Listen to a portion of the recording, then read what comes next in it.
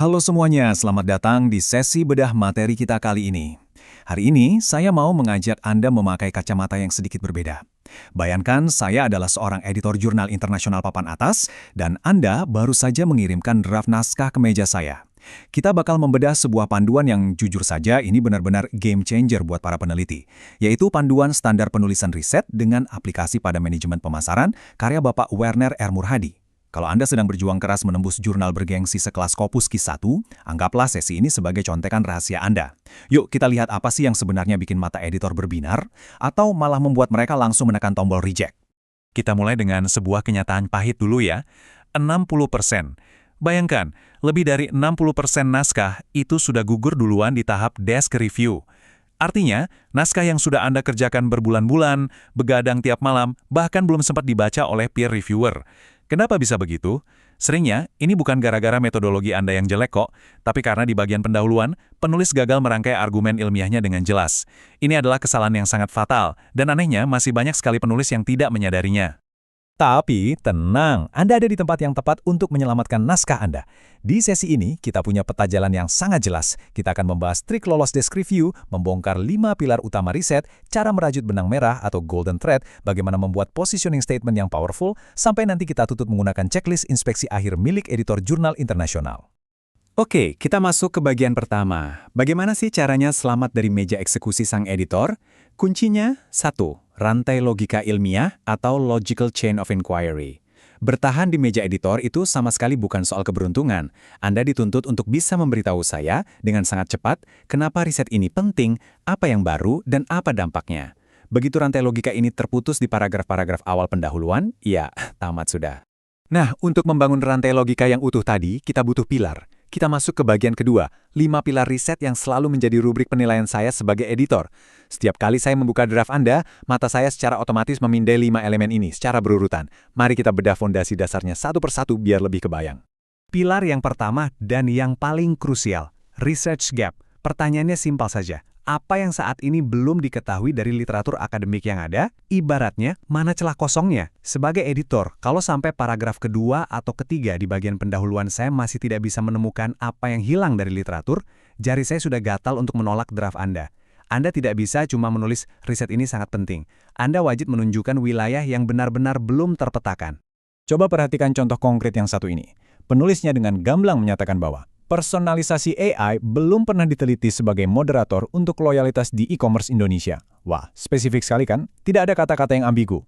Kalimat ini langsung memberitahu saya bahwa si penulis benar-benar paham batasan literatur saat ini dan tahu persis di mana mereka akan mengambil peran. Tapi ingat, menemukan celah kosong saja belum cukup. Kita masuk ke pilar kedua, research problem. Masalah utamanya adalah sebuah gap pengetahuan itu tidak akan ada gunanya kalau Anda tidak bisa membuktikan konsekuensinya di dunia nyata. Saya selalu bertanya, terus kalau kita tidak tahu soal celah itu, memang kenapa? Anda harus bisa menjelaskan apa konsekuensi teoretis atau praktis yang benar-benar nyata dari gap tersebut.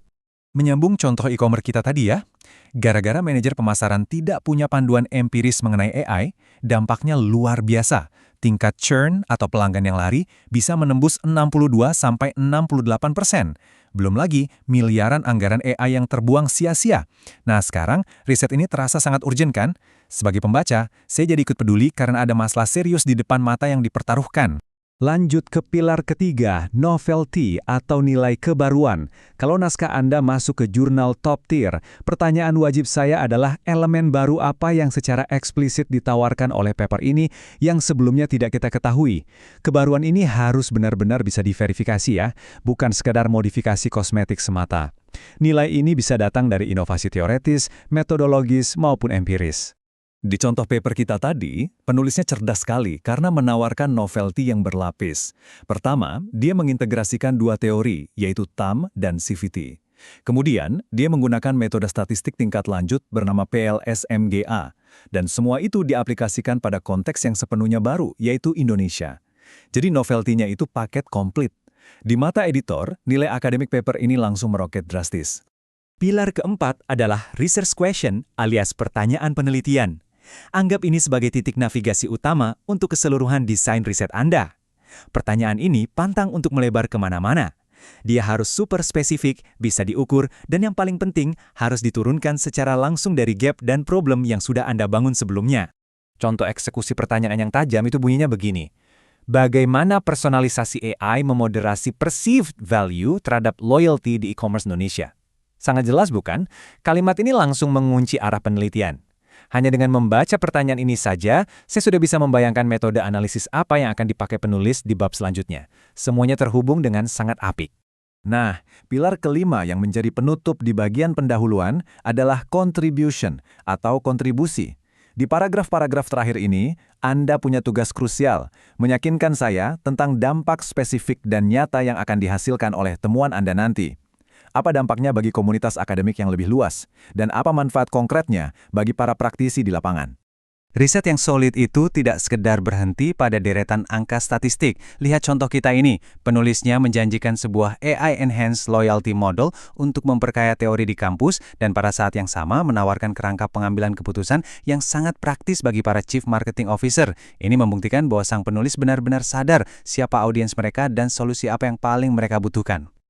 Sekarang kita bergerak ke bagian ketiga, merajut golden thread alias benang emas.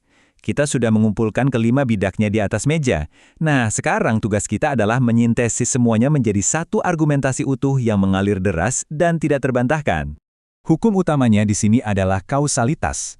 Jujur saja, sebagai editor yang kelelahan membaca ratusan draft tiap pekan, saya akan melacak benang merah ini dengan sangat kejam.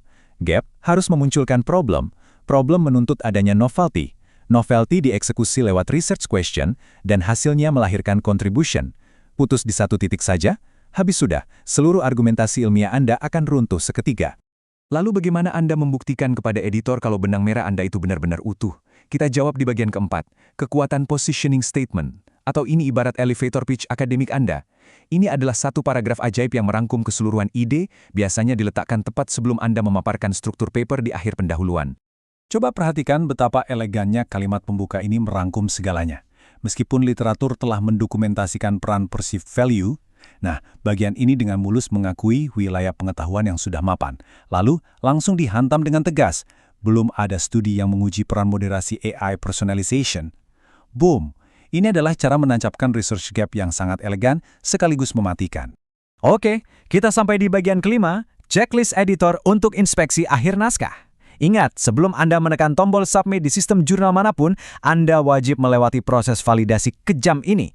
Lakukan sendiri pada draft Anda, persis seperti apa yang dilakukan oleh editor jurnal internasional.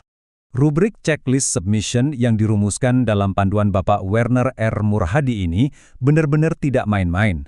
Ini adalah metrik yang digunakan di meja editorial untuk memverifikasi alur naskah secara objektif.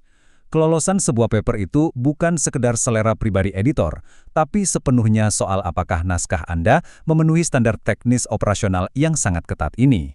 Aturan emasnya bisa disimpulkan seperti ini. Pastikan kelima komponen Anda tadi membentuk benang merah yang logis. Urutannya harus mengalir berurutan dari gap sampai turun ke kontribusi. Pastikan positioning statement Anda mengintegrasikan semuanya. Terus, ini penting, pendahuluan Anda itu harus bisa dibaca dan dipahami esensinya dalam waktu kurang dari 3 menit. Dan yang terakhir, harus nol ambiguitas. Hilangkan semua kalimat yang berpotensi membingungkan atau malah saling kontradiktif. Jadi, kita sampai pada pertanyaan pamungkas. Apakah golden thread di draft manuskrip Anda saat ini sudah cukup kuat untuk bertahan dari meja editor jurnal internasional? Saya menantang Anda untuk membuka draft riset Anda sekarang juga dan terapkan lensa editorial yang ketat ini. Tidak lupa, kita patut memberikan apresiasi sebesar-besarnya kepada Bapak Werner R. Murhadi karena telah merumuskan framework yang luar biasa praktis ini untuk memandu kita semua. Terima kasih banyak sudah bergabung di eksplorasi materi kali ini, terus semangat memoles naskah Anda, dan sampai jumpa di sesi pembelajaran akademik berikutnya.